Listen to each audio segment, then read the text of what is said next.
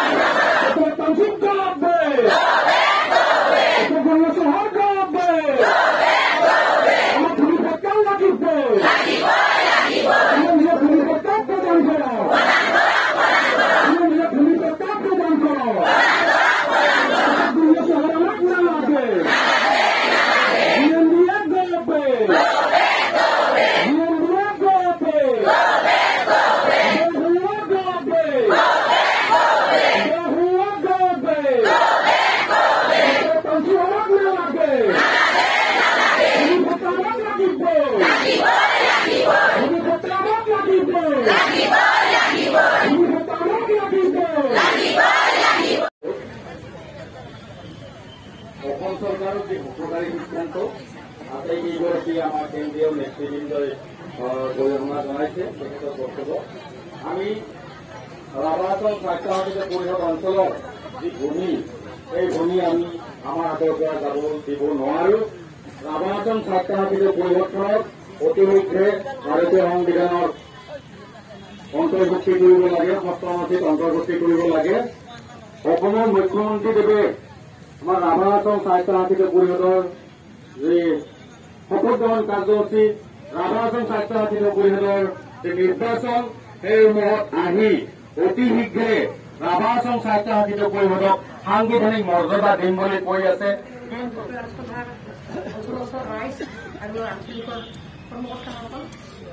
আজি আমি গোটেই আমি এই বৰষুণৰ বতৰত মহিলাসকল পুৰুষসকল সকলে ওলাই আহিছো। আমি কি কাৰণত আহিছো? আমাৰ অধিকাৰৰ কাৰণে। অধিকাৰ আমাক লাগিবই। আমাৰ যি মাটি বাৰী আমি সেইবিলাক আমি সদায় আমাক লাগিব, অধিকাৰ লাগিব। আৰু আমি মাটি বাৰী অবিহনে আমি জীয়াই থাকিব নোৱাৰো। আমি ইয়াত জীয়াই থাকিব লাগে। আমাৰ প্ৰথমে আমাক বস্তি মাটি ভেটি লাগিব, আৰু তাৰ বাহিৰে আমি একো চিনি নাপাওঁ। হেমন্ত বিশ্ব শৰ্মাই আমাক 6 শিডিউল দিম বুলি দিব আশা দি আছে, কিন্তু এতিয়ালৈকে দিয়া নাই। তেখেতে নানা ধৰণৰ এইবিলাক চালেহী কথাবিলাক আমাৰ মাজত আনি আছে, যাতে তেওঁতে আমাক 6 শিডিউল নিদিয়াকে কিছু সময় কিছুমান ধৈৰ্য ধৰি থাকিব পাৰি। সেনেকে আমাক পিছুৱাই থাকিব, আমি সেইবিলাক বুজি নাপাওঁ। আগতে আমাক 6 শিডিউল দিয়ক, তাৰপিছত চিটি ভিলেজ কিবা ভিলেজ যি অনুষ্ঠান পাতে পাতক, আমাক 6 শিডিউল আমি এইবিলাক পাতি ল'ম। আমাৰ ৰাভাহাচল মাটি চকু দিয়া মানে আমি বেয়া পাওঁ, আৰু আমি সদায় আমি জীয়াই থাকোঁ। মানে আমি সংগঠনবিলাক আমাৰ অঞ্চলস্থ ৰাইজ আপোনালোকে জীয়াই থকালৈকে আমি এক বিন্দু তেজ থকালৈকে আমাৰ ৰাভাহাচল মাটি কাকো এৰি নিদিওঁ, আৰু এৰি দিবলৈ চেষ্টা কৰোঁ। আমি অসম চৰকাৰে যদি আমাৰ ৰাভাহাচলৰ মাটিত চকু দি থাকে, তেতিয়াহ'লে আমি ইয়াতকৈও ভয়াৱহ আন্দোলন কৰাৰ কাৰণে আমি সাজু হ'ম, আৰু সকলো ৰাইজক সাজু হ'বৰ কাৰণে আহ্বান জনাইছোঁ। আৰু আমি যেতিয়া ইলেকশ্যন আহিব, তেতিয়া এই সমষ্টিত হিমাংক ঠাকুৰীয়া আমাৰ আপোনালোকৰ ওচৰত বা আমাৰ ওচৰত আহিলে তেখেতক জাৰলৈ আপোনালোকে খেলিবৰ কাৰণে সাজু হ'ব। তেখেতে যাতে ভোটৰ সময়ত আহি তেওঁ ভোট নিবিচাৰি আমাৰ কথাখিনি চিন্তা কৰে, আৰু আমাৰ কথা চিন্তা নকৰা মানুহ আমি কোনো যদি পৰিষ্কাৰ নিদিওঁ, আমি তেওঁলোকক আমি জাৰলৈ খেলিবৰ কাৰণে আমি আইসকলক অনুৰোধ কৰিছোঁ।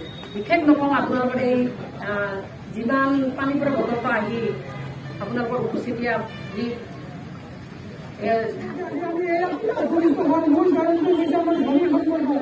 আমি আমাক বাৰে বাৰে চৰকাৰে কিয় ইমান প্ৰতাৰণা কৰি আছিলে? 6 শিডিউলৰ পৰা আমাক বঞ্চিত কৰি আছে। জেএমবি হত্যা আন্দোলন কৰিছে। এনেকুৱা ধৰণৰ বাৰে বাৰে প্ৰবঞ্চনা আমাৰ জনজাতি মানুহৰ ওপৰত কিয় হৈ থাকে? অসমৰ বিভিন্ন ঠাইত কিমান জনজাতি উচ্ছেদ, কিমান জনজাতি উচ্ছেদ, বাৰে বাৰে কিয় জনজাতি উচ্ছেদ কৰা হয়? আজি ভূমিৰ নামত, আজি বিভিন্ন প্ৰকল্প স্থাপনৰ নামত কেৱল জনজাতি উচ্ছেদ হয়। এই কথাবোৰ আমি অলপ গুৰুত্ব দিব লাগিব। চৰকাৰে বাৰম্বাৰ আমাক প্ৰতিশ্ৰুতি কেৱল প্ৰতিশ্ৰুতি। আজি যেনেকৈ বাগানৰ ভূমিৰ সমস্যা, ঠিক তেনেকৈ ফৰেষ্ট লেণ্ডৰ মাটিও আজিও আমাক তেখেতসকলে টাইটেল চাৰ্টিফিকেট প্ৰদান কৰা নাই।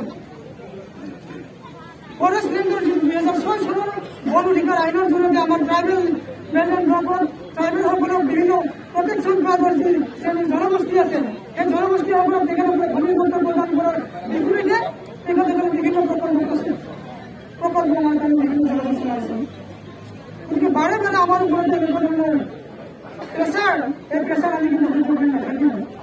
আজি আমি ৰাজস্ব বিষয়ৰ জৰিয়তে আমি মুখ্যমন্ত্ৰীলৈ স্মাৰক পত্ৰ প্ৰেৰণ কৰিম।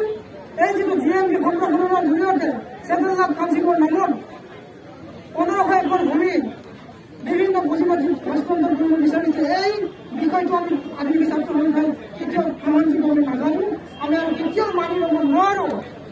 এই ভূমি বচাবৰ কাৰণে আধুনিক ছাত্ৰ সন্থাই যেনেকুৱা ধৰণৰ সংগ্ৰাম কৰিব লাগে, তেনেকুৱা ধৰণৰ সংগ্ৰাম আমি কৰিম। এই ভূমিৰ কাৰণে আমি আমাৰ প্ৰাণ আহুতি দিম।